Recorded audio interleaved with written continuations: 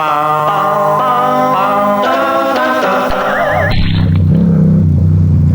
peeps, how you doing? I hope you're all succulent, and on a day like today you can't really help being but moist, can you? Now there's just a couple of things I want to show you in this hopefully short video, Wrongfink video. One is my last encounter with the Stop Oil Brigade, which I'm not proud of, by the way. I wish I just didn't call them names and actually debated them, but never mind.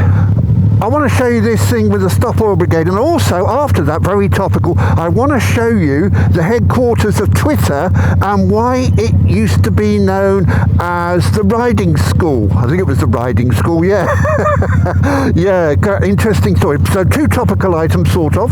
So let's show you the Stop Oil encounter first, where I call them some names. Oh, they're letting the oil protesters run London again. Ambulance can't get through, traffic held up everywhere. Could be someone dying in the back of that, but hey, we've got to stop oil, haven't we? Huge, great office buildings being evacuated, streets shut off, ambulance stuck. Well done, Stop Oil, you're brilliant.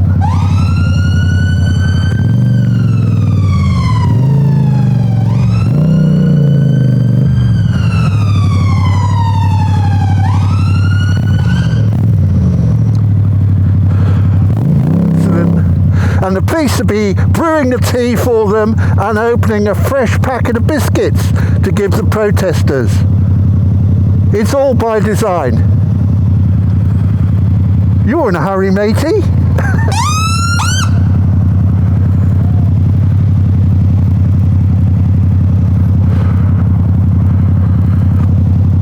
I think the ambulance crew has stopped. They're going to have to walk. Yeah. They're going to walk it. There you go. Hi there.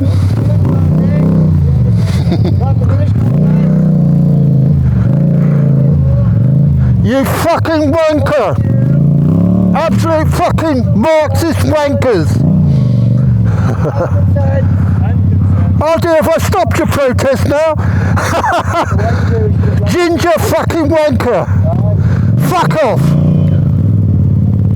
Ah, there we are. Yeah, I didn't have a lot of time to spend with the Stop Oil people because I knew the police are swarming Whitehall, so I only had a couple of tens of seconds to deal with them because the police would have got me and not them for interrupting their protest and not bringing them tea and biscuits like they like to do. But anyway, just along here is the headquarters of Twitter. Now, they've been in the news recently, so I thought I want to show you what is going on. Here it is. Now, they pedestrianised this, so we've got pedestrians going a bit mad, you know what I mean? Here we are. Here we are. That's it. Oh, there's a van in the way, spoiling the view. But of course, you can imagine it's very big. Here it is. Restaurants and little shops on the ground floor, and that whole massive block, it's on its own island. So you've got Brewer Street up there. We'll go round. Now you've got Piccadilly there, just there. Can you see the sign? And Twitter's London HQ. They've also got one in Manchester. I mean, this is a company that's never made an overall profit since they started. They had a couple of years where they made a bit of money, but they're back to losing money. And it's not their money; it's venture capital. You know, what a bloody lot. They've got like one programmer to 9 other people to support. So you've only got 10% are actually doing the work. The rest of them are making TikTok videos about their lifestyles. I mean, how can you support a prime location like this when you're not making money? Now, Twitter have at least the first floor. It's actually 7 floors high with about 3 basement levels. I think they might have spread a little bit more than the first floor now. There are about 15 other companies in them. None of them are as big as Twitter. So I'll ride round and show you this big block because it used to be a very famous hotel. Yeah, and it was started by Joe Lyons. Now, Joe Lyons was famous back in its day as a string of coffee and cake shops, the sort of Costas or Starbucks of the day, but they didn't spread all around the world. So here we are. This is the back end on Brewer Street of the Twitter HQ. There's somebody up there. Anyway, I'll nip down here because this is part of the island. And before this was Twitter, oh, look at that little bridge there, right? I want to tell you about that. That's important. Before this was Twitter, this used to be the Regent's Palace Hotel, and it was quite famous. As I say, it was started by Joe Lyons, who was a sort of coffee shop mogul. And what I'm going to have to do is go down there.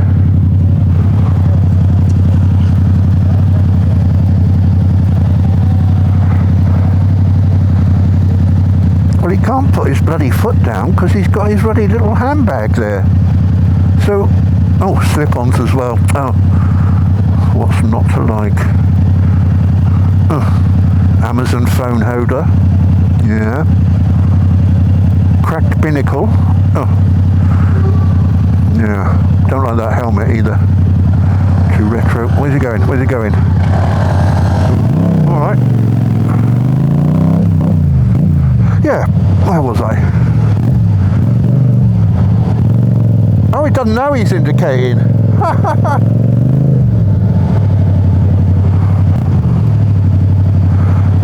Oh, right, so he wanted to come round here. But I've had to come round here again, back round here. Oh, right in front of the bus. That guy's a bloody lethal weapon. Bloody hell, does he know how buses can't stop on a pin? Yeah, I've come back round where I started because I can't get in to show you. Well, I can, because I'm going to do it now. And what I'm going to do is, the reason I got a motorbike is I can bloody walk, because I want to show you the other end of that building. It's important. Now, I said that Twitter employees get in there now, in that entrance down the side, right? And now, 20 security staff that building has. Well, it did when they opened, yeah. It belongs to the Crown Estate, who own most of Lower End, Regent Street and loads of other places. The Queen was very rich. See that little cut through there? They've got a little cut through, which is nice in the building. There's a big atrium up through the building.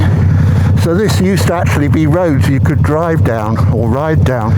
So this used to be the main entrance to the Regent's Palace Hotel, right?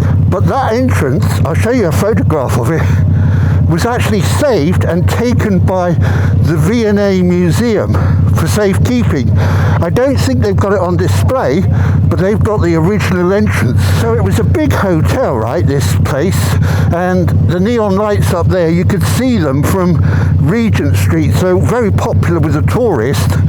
Americans would have been a bit disappointed with it because it didn't have any ensuite bathrooms. They were all communal bathrooms, and that's a big hotel.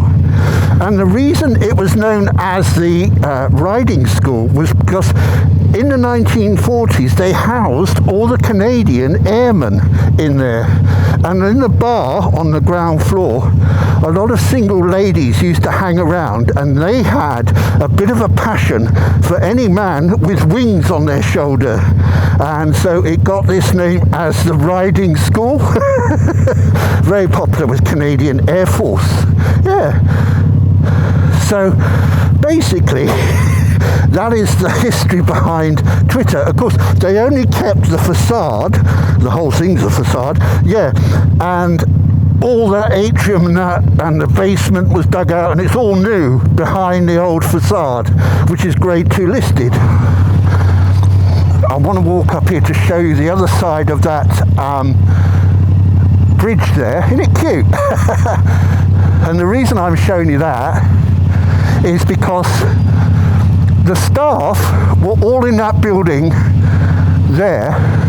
It had 1,000 staff, the old hotel, and that's also where the laundry was, and the slosh chutes and things like that, and the felching tubs.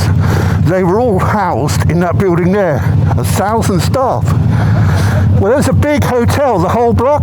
Yeah. Yeah, and all the staff, the 1,000 staff, they used to live and work in there and come across the bridge into this hotel. Wow. But you know Twitter's up there. Yeah. Yeah. Well, you take care, all right? Well, I'm going to end it here on that bombshell. I hope you like this short one. It was just two things I wanted to show you quickly, and I did. I hope I've done that now, and we'll go back and produce a proper video at some point in the near future. Thank you very much for watching, and I'll say cheerio. Cheerio now. Bye. Bye. Bye. Moulin Rouge. That is your actual French.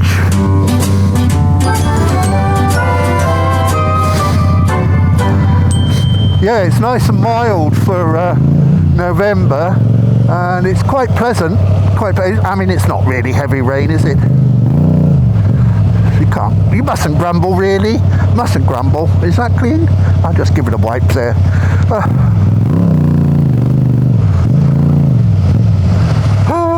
OVO energy. There we are. Let's get around him there. Oh, look at the wet horses. Oh, poor little horses. They got little huts though, haven't they? So it's not that grim. The worst thing I reckon about being sat on that bloody horse is the action of the tourists. You see the way the tourists behave. They've got no respect, and they treat the soldiers, so not all tourists, but some of them just think they can pose and poke them, and then all of a sudden they get a bloody bayonet up their arse.